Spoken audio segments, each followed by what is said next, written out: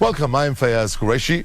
On the Living Legends tonight, we speak to a champion of women's empowerment through finance and civil rights. She steered a financial institution from a single office operation to one that now has a national presence. As a published author, she has documented the history of Kenya's higher education. We speak to distinguished microfinance banker and practitioner, researcher and gender specialist, Dr. Jennifer Riria. Let's start off by you telling us about your early life, where you were born, your education, and your early career as a teacher. Thank you, Quresh. I am, as you have said, I'm Dr. Jennifer Riria. I am I'm fourth of 10 children, and the fourth girl, born at the foot of Mount Kenya. Now they call it the mountain. And I grew up like any other village girl, fetching water, fetching firewood, cooking, carrying babies on my back, and going to school, a local school. And you walked barefoot to school? Barefoot 4 kilometers to school and back, in cold and in wet, and I performed very well at that point in time. Got the S grades. Nobody has ever beaten them in that school. And I then joined Precious Blood Secondary School. How did you do it? You know, when all odds are against you, you're not from a privileged background. No. How did you do it? Yes, I come from a very poor background. My father was just a peasant like others. My mother, of course, accompanied my father in the peasantry life. We didn't have any luxuries that you have. I slept on my small bed, and my chicken slept under my bed. And it didn't bother me. I didn't know any other life. We went to school. I think my success is at that point in time was my mother. My mother never went to school, but she was a very strong woman who knew and pronounced it that there's no daughter of mine, as long as I live, who is going to live the life that I have led. I've lived a life of struggle, a life of disproportionate disadvantages. You can't do that. So she was the driving force behind you. She was the driving. So good at that point in time to have a woman with that kind of mindset. I truly get amazed, because I think my mother never went to school. My father never went to school. But my mother, the resilience of my mother, taught us girls, because we were seven girls. We are 6 now. But it taught us that you have got to stand by what you think is true.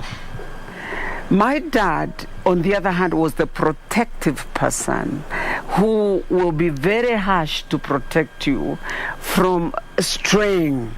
I think that set the foundation for your hiring. Now, after teaching at KBC Technical and State House schools, you also pursued a master's degree in education administration, and later a PhD in women's education and development. I studied for, first of all, a diploma in education and administration. And then I did education, MA in education. And with that I came back, and looking around, I already decided I do not want to see women suffer the way they do. My PhD was on women, education, and development. Because what I needed to do, what I wanted to do, was to link education to the betterment of women, because it had begun bettering me from a very poor village girl to somebody driving when I came back, you know, and on a car, and I'm driving, and I'm doing research. And I thought other women should do this. So your master's degree in education administration and the PhD in women's education and development. What did your research work for these 2 degrees reveal about Kenya's education sector in those years? What it revealed was that women are left out. They're excluded. Nobody thinks the gender perspective provision of not only education but other services. You realize that? Yes, I realize that exclusion of women is, from the mainstream. Girls will be streamlined to study literature, not sciences, to be teachers. And I'm not saying these careers are bad, they're important. But see where the power lies. You joined the Kenya Women's Finance Trust in 1991. What was the organization that you found, and how did your work experience shape the vision you wanted for KWFT? I left the UN to come to Kenya Women. I came into Kenya Women, now it's the bank, but I came to KWFT, then Kenya Women Finance Trust, from UN. And I came as a project of UNDP. That's how I got into here, to try and sort out the issues of an institution that should last to serve women. So the experiences from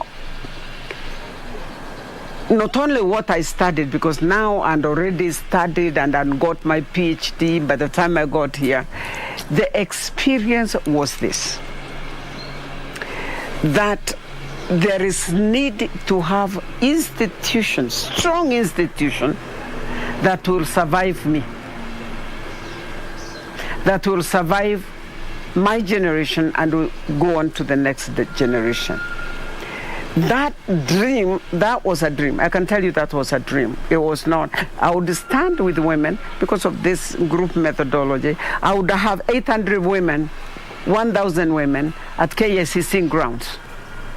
And I would stand up and tell them, stand with me. We are going to build a bank for women in this country. And they will look at me and they will say, are you crazy? Really?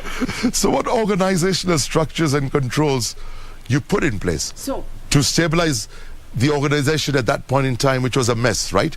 To achieve your set out objectives? When I came into the organization, there was no organization. Everything had fallen apart and people had gone away. Nobody, you talk about that institution and they say, we don't want to know about that. You were ready to do anything. Your Wikipedia says you even worked as a receptionist. I cleaned the office. And a janitor, yes. Is that actually true? It is true. You're an extremely down-to-earth person. What would you do? Do you stay under the office because you don't have a cleaner?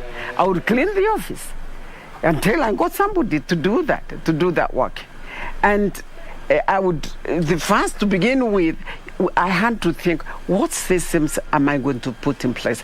I'm getting in financial services. I'm not a banker. I wasn't a banker then. I'm a banker now. But I wasn't a banker then. I was a social scientist then. So I am a self-made banker in the sense that I had to go to school and to study and to get exposed and to visit these people. I'm telling you, and to develop my own, myself as a banker. We had to begin with, there had to be a structure and governance structure. There was no governance structure, then broken down. We had to put in a governance structure that understands my mind. And it was not easy because there are people, that's what I was telling you, there are pushbacks. There were pushbacks not to do that. So I established a governance structure with a board that separated the role of the board and the role of management, because that was the biggest problem. When you combine the two, you don't, board members can't come and do what I do every day. We had to professionalize the institution, then bring policies and procedures to govern the management of the institution, which including reporting procedures and so forth and so on. Then the biggest is we had to have friends. We had to create networks that would help us to be able to, to fundraise, to go on. I can tell you when I began the institution and $650. Wow. To give loans, to pay salaries, to do what I have to do. Now you're looking at a bank. Thanks to all your efforts. Well, it's not only me. I'm sure you must have a good team as well. I have a good team, I have a good governance structure, good policies in place, and a team that understands this is where we are going, and you are able to pull them up. I'm sure growth comes with threats and opportunities. Yes. How did you mitigate the threats to KWFT and make the best out of the opportunities? I think, as I said to you just now, you have to have policies and procedures that resonate with what the acceptable professional standards require. You have to be seen to be transparent. You have to be seen to be an achiever. You have to be seen and be known to report the right thing, and you're an achiever. People will come to your support. Now, the challenges, the patriarchal challenges that I faced, first I put God first, and then secondly, there's a lot of teaching and reaching out and a lot of mobilizing around people to understand what you're doing. As soon as people begin realizing there's benefit in what you do, so you have to stand to be counted for deliverables. And that's what we did. We began reporting 100% repayment rate. We are reaching so many women as we go on every day. We are increasing the little loans to bigger loans. People began realizing, oh, this is a good institution for women to belong. So you have to sell it. You don't have a choice. So selling the product was one of the biggest things we had to do. You had a very good product and it was well managed. It was very well managed. And successful. Yeah. Thanks to God. Okay, in 2010, so Kenya Women Microfinance Bank and Kenya Women Holding, these were formed in 2010, the inception of these two organizations. Yes. Tell us about these two institutions and their respective roles. When we applied for a license, for a banking license, which was a big process, it was not a one-off. It is not the way you apply for a license from the registrar of companies. This was it was a journey from 2004. We prepared until 2009. We were ready to be licensed. We were licensed by Central Bank. Now, once we were licensed, we had to make a very serious decision that we need financial services. Women are just not about money. Women are about life, about themselves, about their families, about leadership in this country that has completely left them out. So we decided, the strategy was, let's have one side of the institution that takes care of the financial services for women. Let's have another side that takes care of the non-financial services. So I opted to get a younger person to run with the financial services. I remained as the mother company. So we had two institutions. One was now a subsidiary company at that time. Now is an associate company of Kenya Women Holding, which in 2018 I rebranded to Eco Network Africa, where we are sitting. So Kenya Women Holding is now Eco Network Africa. Now, the reason for this was with the lessons we have learned in serving women, both in financial and non-financial services, it's time to break out to the region. And to be carried in this branding, Eco Network Africa. So that to take non-financial services to the region. Now, what are the non-financial services? I'd like to talk about that a little bit. It is that arm of positioning women in the democratic processes and in this society. At the moment, we are in that realm. We are trying to tell political parties, for example, I'm just giving you an example of what these non-financial services mean. If you have to position women in the society, they need to be in the mainstream. They are completely excluded or not excluded, not completely, but the exclusion is very prevalent, especially at the level of the political parties. And we are telling the political parties, could you include women? The Constitution is very clear that any gender, any affiliation should not have more than two that's innate of one gender. So we are asking the political parties, can they, for goodness sake, get women at the nomination level, because that's where women get excluded. And we are basically preparing women now to make sure that they go for that. We are also asking the aspirants, the presidential aspirants, and these are very serious statements I'm making, because we are going to make sure that they make a difference. They need to get involved, and we are asking the politicians, those who are vying for presidential positions, to get women as running mates, because we are not threatening. We will practically tell the women, don't vote these men. Besides the KWFT, which you're known for, you're also a crusader for social justice. Yes.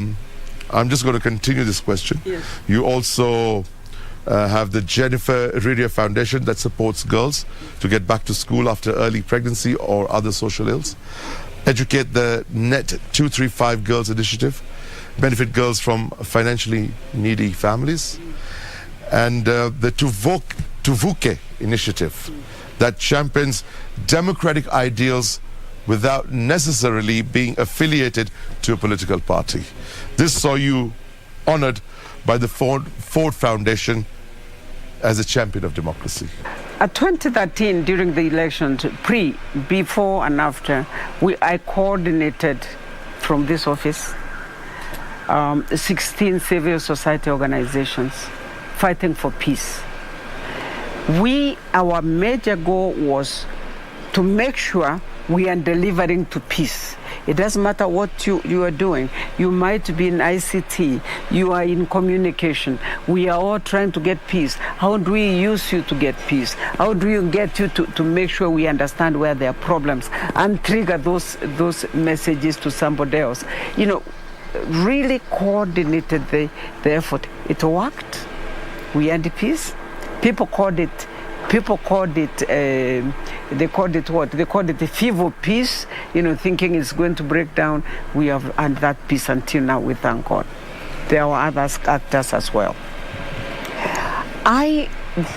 In my capacity as the CEO of this institution of Eco Network Africa, one of our major pillars is to make sure that women's rights are respected and women are included in the political systems and in the democratic processes. So we look around and see where there is action, where women are not, and we make sure that we make the action happen. Now, you've received various honors. The state honor of MBS by the Corporate Council of Africa for your work in financing. Ernst & Young honored you as Entrepreneur of the Year, East Africa 2013, as Entrepreneur of the Year 2014, and you were inducted to their Hall of Fame. The list is endless. I'll go on. CEO Global honored you as Africa's most influential woman in business and government. Among them was the Africa Lifetime Achiever and Continental Lifetime Achiever. Doesn't end. Women of the Decade in Innovation and Leadership Award by the All Ladies League and Women Economic Forum, WEF, in 2017.